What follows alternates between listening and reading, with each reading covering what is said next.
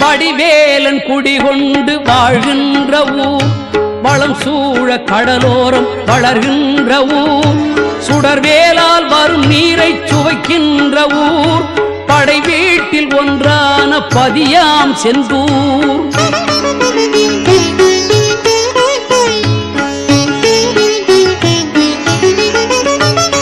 வடிவேலன் குடிகொண்டு வாழ்கின்ற ஊர், வளம் சூழ கடலோரம் வளர்கின்ற ஊர், சுடர்வேலால் வரும் நீரை சுவைக்கின்ற ஊர், படை வீட்டில் ஒன்றான பதியாம் செந்தூர்.